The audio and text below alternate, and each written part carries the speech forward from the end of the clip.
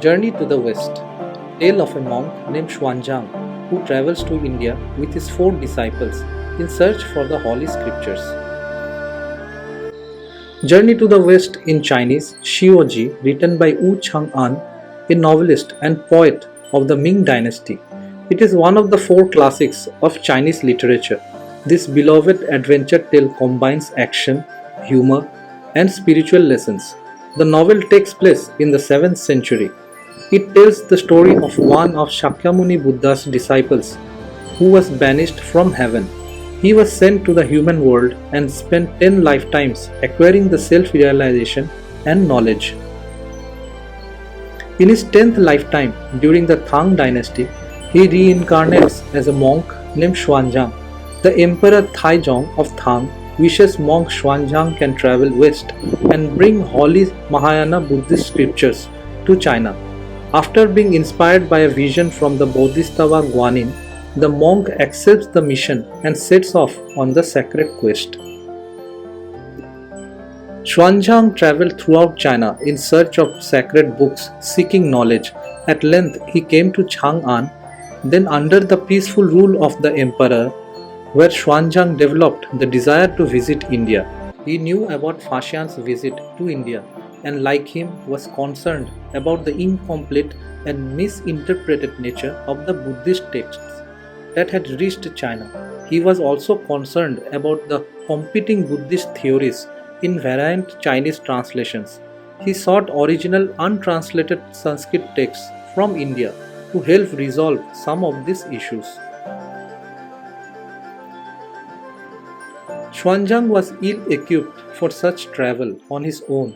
He was no match for the evil creatures, seeking who can kill and eat him, since his flesh is said to impart immortality. And so the goddess Guanyin arranges for an elite group to become his disciple and protect him.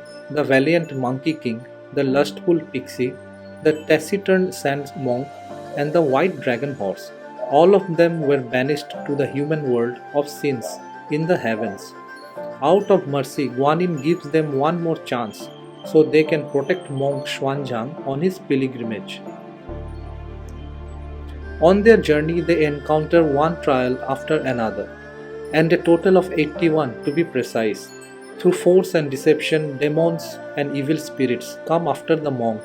Some try to tempt them with wealth or beauty, yet in the end, the pilgrims triumph and they return to China with the sacred scriptures and return to their rightful places in the heavens.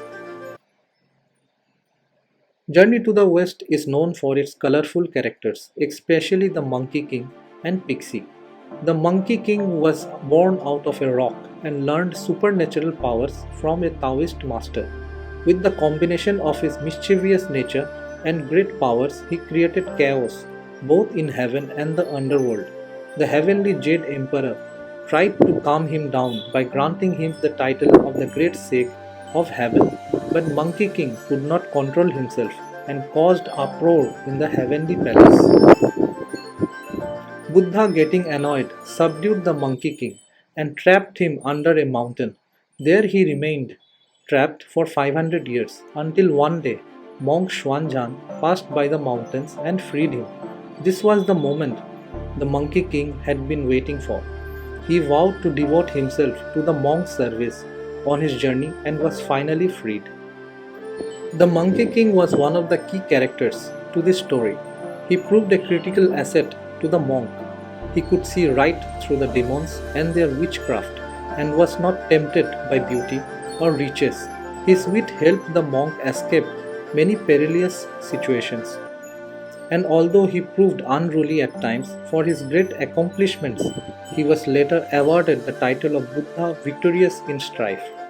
Pixie likewise once had been a heavenly admiral, but once after getting drunk and making inappropriate moves towards the beautiful Chang'e, he was sent down to the human world as a man-pig.